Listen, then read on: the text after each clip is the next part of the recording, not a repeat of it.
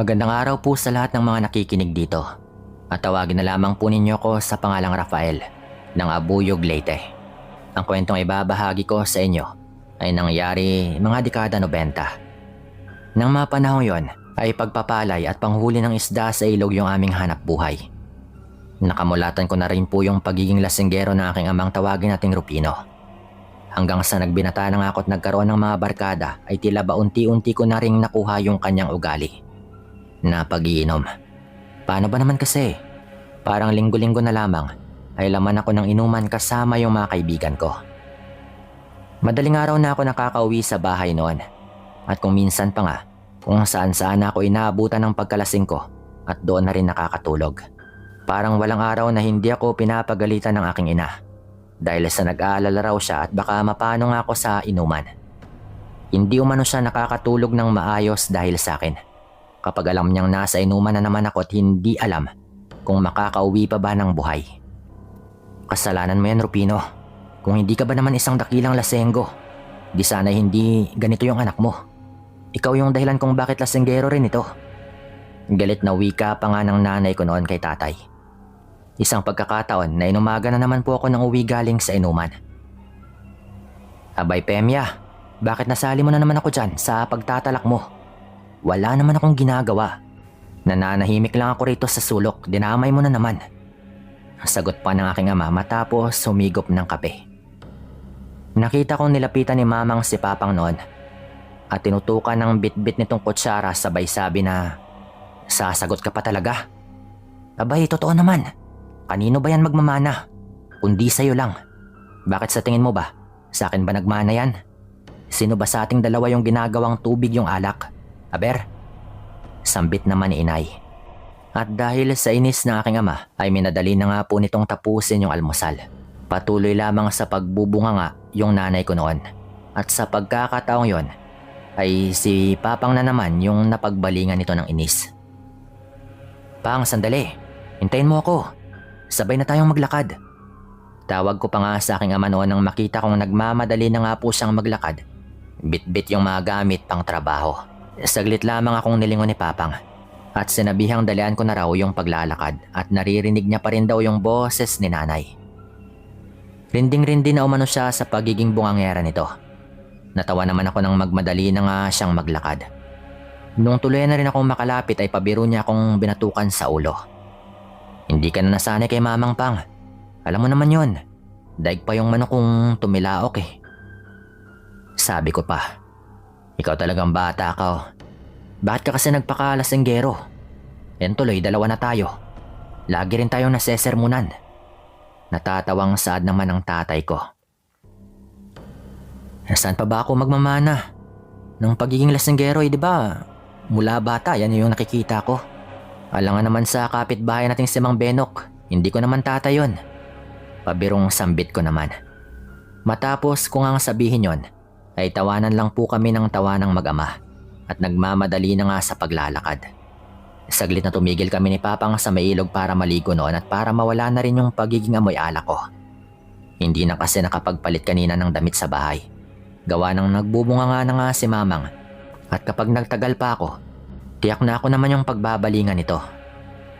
Kaya yung ginawa ko noon ay kumuha na lang ako ng pamalit at humabol na kay Papang. Matapos ko nga pong maligo at kasalukuyang kinukusutan na lang yung damit, ay may natanaw akong matandang lalaking papatawid. Marami po yung bit-bit na mga kagamitan, kaya't sinabihan ko nga si Papang na kawawa naman yung matanda at napakaraming bit-bit. "Pang, kawawa naman oh. Alalayan ko na kayang makatawid." "Baka kasi tangayin pa siya ng rumaragas ang tubig eh." Sabi ko pa.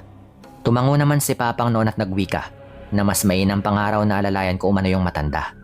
Lalo at hindi raw malabong tangayin nga ito ng rumaragas ang tubig. Dala ng kapayatan nga ng pangangatawan. At mahina na rin. Kagad ko na nga pong nilapitan yung matanda noon at inalalayan. Nagpasalamat naman yung matanda at nagpakilala sa pangalang Mang Fred. Base rin sa sinabi niya mga kaswang, ay napag-alaman kong bibisitahin nga niya yung kanyang anak na si Kuya Bert, na nakatira nga doon sa may maisan. Tamang-tama namang madadaanan namin yung bahay nito, papunta sa may palayan na pinagtatrabahuhan. Kung kaya't nagboluntaryo na nga rin ako sa matanda na ako na yung magbibitbit ng iba niyang mga dala para kahit papano ay mabawasan rin yung bigat nito. Pagdating namin sa bahay ni Kuya Bert ay pinasalamatan nga niya kami dahil sa ginawa naming pagtulong na dalhin yung mga kagamitan ng kanyang ama. Bago kami dumiretso sa palayan noon ay binilinan niya pa kaming dumaan sa bahay niya kinahapunan dahil magkakatay daw siya ng manok. Sige, alis na kami, mamayang hapon na lang ha. Sabi pa ni Papang noon at lumarga na nga rin kami. Sa pagpapalipas ng mga oras ay sumapit na rin yung dapit hapon noon at naglinis na nga kami ng katawan ni Papang at nagpalit na nga ng mga damit para umuwi ng bahay. Isinampay ko na rin sa maliit naming kubo yung mga pangtrabaho kong damit para kinabukasan na hindi na nga ako magbitbit pa. Pagkatapos naming magbihis ay pinaalala ko nga sa aking ama yung tungkol sa usapan nila ni Kuya Bert. Napapakamot naman siya ng ulo noon bago tumugon.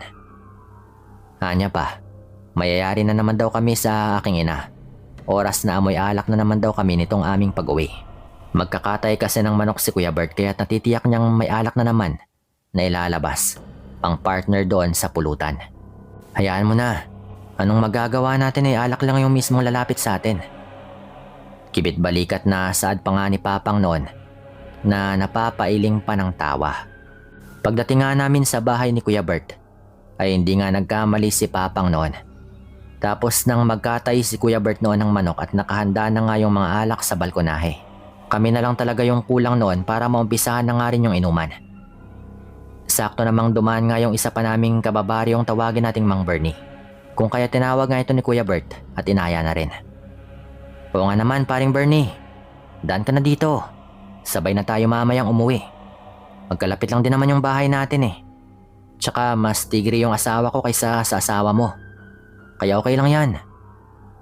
Ngayon lang naman eh. Natatawang saad pa nga ni Papang noon sabay kindat kay Mang Bernie na siyang tinawanan rin naman ng iba. Nang mga sandaling yon ay agara na ngang inumpisahan namin yung pag-iinuman. Kung ano-anong mga kwentong katatawanan at nakakatakot yung napag-usapan namin noon.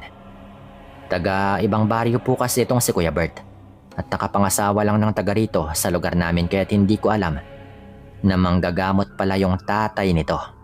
Ayon pa nga sa kanyang ama, marami na umano itong mga nakalabang aswang, engkanto at iba pang masasamang uri ng nilalang. Kaya kilalang manggagamot din daw talaga ito sa kanilang lugar at kinatatakutan ng mga mambabarang. Sa isip-isip ko nga, kaya naman pala kanina habang naglalakad kami ay parang hindi ko nga siya nakitaan na hinihingal. Samantalang ako, kahit na matagal nang pabalik-balik sa pinagtatrabahuhan, ay hindi ko pa rin maiwasang mapagod lalo na kapag mabibigat nga yung dala, gaya na lamang ng kanina. Napansin kong sandaling tumingin si Mang Doming noon kay Mang Karyo. At malamlam nga yung mga mata niya na ibinaling sa amin yung paningin. Gabi na nga nang matapos kaming maginuman. Nagkasarapan kami dahil minsan lang naman yon.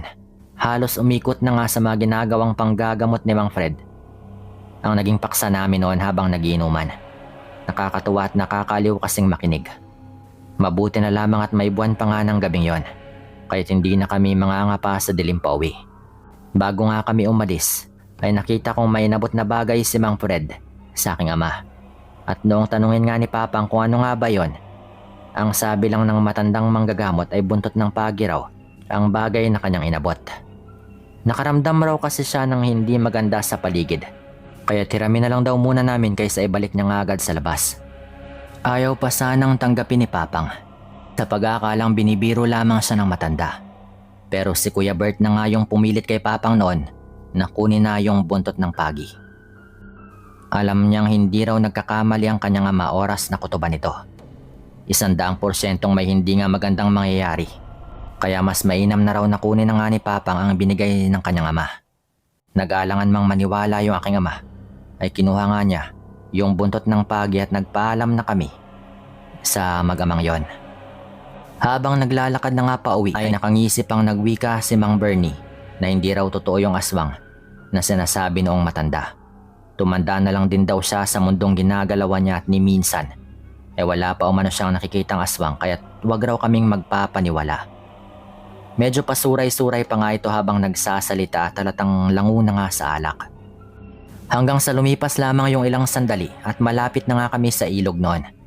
Bigla na lang natigilan sa paglalakad at sinenyasan nga ni Papang si Mang Bernie na tumigil ito sa paglalakad din. Bakit pang? Tanong ko pa nga po noon. Ayon sa kanya, kanina pa umano siya nakakarinig ng kaluskos sa paligid at para bang may nakasunod nga sa amin. Akmang magtatanong pa nga sana ako pero hindi na nga yun natuloy pa. Sa kadahilan ng may natanaw nga akong malaking ibon, pabulusok sa aming gawi. Para po yung kumot na nakalutang habang humuhuni ng nakakapangilabot. Nagulat pa ako nang marinig yung malakas na sigaw ni Mang Bernie. Tumakbo na umano kami ng mabilis at wag nang lumingon pa. Yun nga yung aming ginawa noon na mag-ama. Kumaripas na nga lang kami ng takbo at halos liparin na nga namin yung daan. Wag lang maabutan ng nilalang. At madagit. Maging yung aking ama noon ay ganoon rin yung ginawa. Nung malapit na nga kaming maabutan, ay panay nga yung paghambalos ni Papang ng bitbit nitong buntot ng pagi sa kawalan. Sa totoo lang, mga kaswangan, grabing takot at kilabot yung naramdaman ko ng mga sandaling yon. At halos panawan nga ako ng ulirat dahil nga sa kabang aking nararamdaman. Yung tipong parang ilang sandali na lang ay talagang hihimatayin na nga ako. Pakiwari ko noon, anumang sandali tatakasan na nga ako ng ulirat. Samantalang si Mang Bernie naman ay sigaw ng aswang. Pang, bilisan mong tumakbo. Huwag mo nang lingunin yan. Sigaw ko pa sa aking ama noon nang tumigil nga siya sa pagtakbo at panay pa rin yung pagwasiwas ng buntot ng pagi. Sa pag-aakalang matatama niya yung nilalang kung sakaling subukan siya nitong dagitin. Hindi pinakinggan ni Papang yung sigaw ko, kaya't binalikan ko nga siya at mabilis na hinatak. Kahit napatawid na nga kami sa ilog ay hindi ko pa rin mabitawan yung kamay ni Papang noon. Sa takot na baka mamaya ay hihinto na naman siya at pilit na hahamunin yung lintik na aswang na aming nakita. Matapang rin po kasi itong si Papang pero minsan ay wala rin sa lugar. Mabuti na lang po at noong makatawid na nga kami ay hindi ko na rin nakita pa yung nilalang na humahabol. Tanging huni lang wakwak na lamang noon yung siyang narinig kong palakas ng palakas. Na parang sinubukan pa po nitong sundan kami hanggang sa narinig ko rin na unti-unti na ring papalayo yung tunog. Pang, tara na!